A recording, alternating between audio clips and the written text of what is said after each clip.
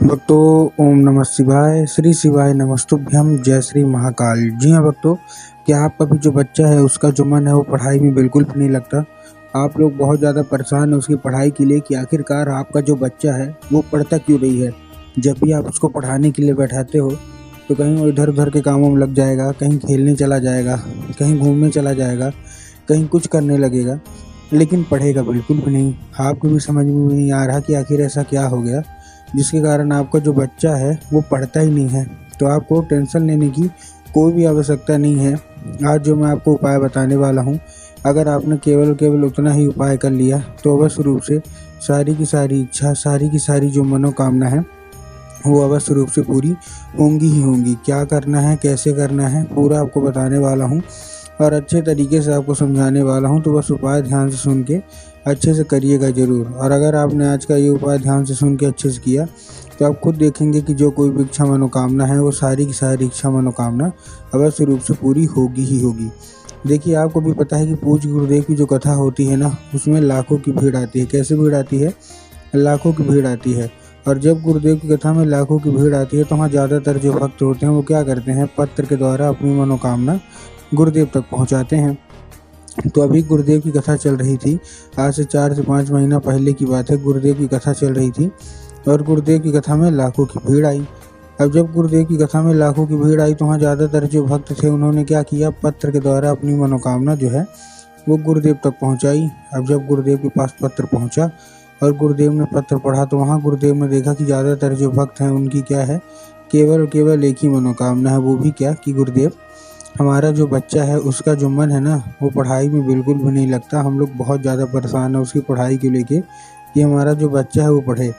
लेकिन जब भी हम उसको पढ़ाने के लिए बैठाते हैं या कुछ करने के लिए बैठाएंगे तो कहीं वो घूमने चला जाएगा, कहीं वो खेलने चला जाएगा, कहीं कुछ करने लगेगा, लेकिन पढ़ेगा बस नहीं। तो हमने उसके पीछे क्या कुछ नहीं किया, बहुत अच्छी उसको स्कूल में डाल के रखा है, बहुत अच्छा उसको कोचिंग ट्यूशन दे रहे हैं, हर एक तरह की सुख सुविधा भी दे रहे हैं, लेकिन फिर भी हमारा जो बच्चा है ना उसका जो मन है वो पढ़ाई में बिल्कुल भी नहीं लगता। कृपया करके कोई उपाय बता दें ताकि हमारा जो बच्चा है वो बिना कुछ बोले, बिना कुछ कहे केवल पढ़ाई करे। हम लोग बहुत ज़्यादा परेशान हैं। अब जब गुरुदेव ने ये देखा तब गुरुदेव ने 2 से 3 उपाय बताए और कहा केवल ये उपाय कर लेना, तुम्हारा जो भी बच्चा है जिसका भी मन पढ़ाई में नहीं लगता ना, अवश्य रूप से वो बिना कुछ बोले, बिना कुछ कहे केवल पढ़ाई ही करेगा और कुछ नहीं करेगा। अब जब गुरुदेव ने ये उपाय बताया तो लोगों ने जा जाके इस उपाय को घर में करना शुरू कर दिया। अब जैसे ही लोगों ने जा जाके इस उपाय को घर में करना शुरू कर दिया, वही लोग गुरुदेव की कथा में मात्र 1 से 1.5 महीने के बाद वापस आए। अब जब वही लोग गुरुदेव की कथा में वापस आए तो उन्होंने क्या किया, फिर से एक बार गुरुदेव को पत्र लिखा।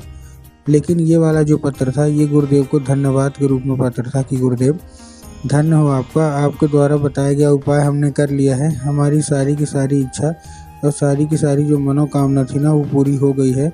आपने जो उपाय बताया वही उपाय मैंने किया और मेरी जो इच्छा है, मनोकामना है, इच्छा मेरी पूरी हो गई। आपका कोटि कोटि धन्यवाद। तो देखिए, जो लोग भी मेरी आवाज़ सुन रहे हैं ना, अगर आपको भी जानना है कि आखिर ऐसा कौन सा उपाय है जिसको करने मात्र से सारी की सारी इच्छा, सारी की सारी जो मनोकामना होती है वो पूरी हो जाती है, तो चलिए हम बताते हैं आपको आज की इस वीडियो के माध्यम से कि आपको करना क्या है। तो बस उपाय ध्यान से सुन के अच्छे से करिएगा ज़रूर।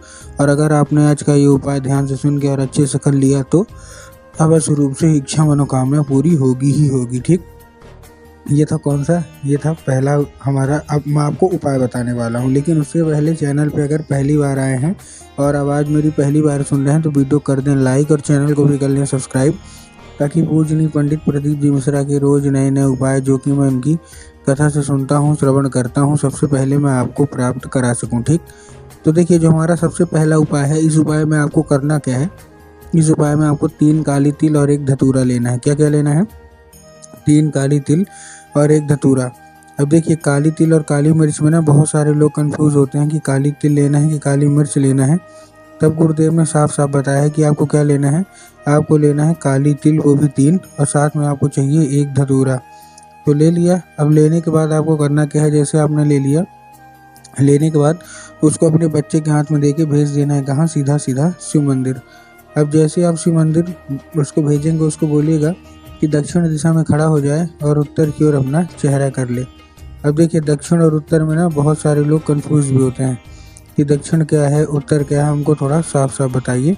तब गुरुदेव ने साफ साफ बताया है कि आप जिस भी शिव मंदिर जा रहे हैं उस शिव मंदिर का जिधर साइड जलाधारी होगा आपको अपना चेहरा उधर साइड करके खड़े हो जाना है। ठीक, खड़े हो गए।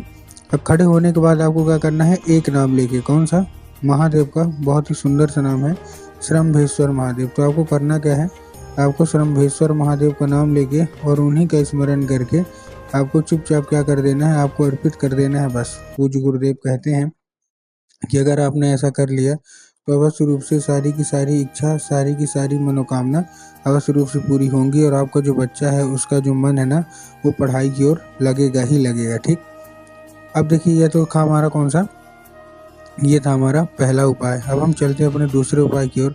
अब देखिए जो हमारा दूसरा उपाय है, इस उपाय में आपको करना क्या है, जो हमारा दूसरा उपाय है इस उपाय में आपको लेना क्या है, सिंपल सा, आपको जितने भी माताएं हैं अपने बच्चों के लिए ये उपाय करना है। तो इस उपाय में आपको लेना है केवल और केवल आपको लेना है एक लाल फूल। ठीक, लाल फूल आप कोई सा भी ले सकते हैं, गुलाब का ले लीजिए, गुड़हल का ले लीजिए, कोई भी ले लीजिए।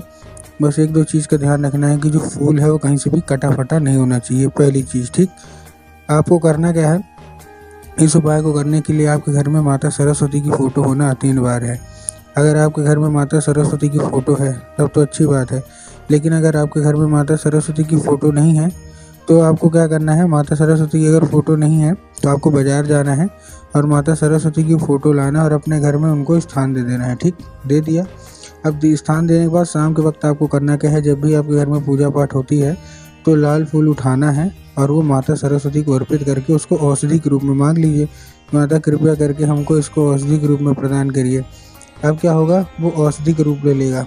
तो बस आपको करना क्या है, उसी रात जब आपका बच्चा अच्छे तरीके से खाना पीना खा के सो जाए तो आपको लाल फूल उठाना है और अपने बच्चे के माथे पे 2 से 3 बार आपको फेर देना है बस। पूज्य गुरुदेव कहते हैं कि उस फूल के जरिए स्वयं माता सरस्वती उसके दिमाग में है जो प्रवेश कर जाती हैं। ठीक, ये तो था दूसरा उपाय।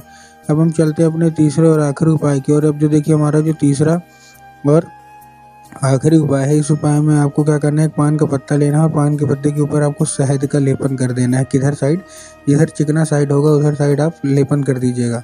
लेपन करने के बाद आपको करना क्या है, जैसे आपने लेपन किया, लेपन करने के बाद आपको अपने बच्चे के हाथ में देके भेज दीजिए सीधा सीधा शिव मंदिर। अब आपके दिमाग में आया होगा कि जाएंगे बाबा भोलेनाथ के ऊपर अर्पित कर देंगे, जो कि पूर्णतः गलत है। आपको कहाँ अर्पित करना है, माता शोक सुंदरी की जगह पे, जो कि जलाधारी के बिल्कुल बीचों बीच होती है। तो बस आपको अपने बच्चे से बोलना है कि माता शोक सुंदरी की जगह पे अर्पित कर दे बस। पूज्य गुरुदेव कहते हैं ज़्यादा से ज़्यादा 1 महीना, ज़्यादा से ज़्यादा 1.5 महीना लगेगा। इतने के बीच आपका जो बच्चा है वो बस रूप से बिना कुछ बोले, बिना कुछ कहे केवल और केवल पढ़ाई ही करेगा।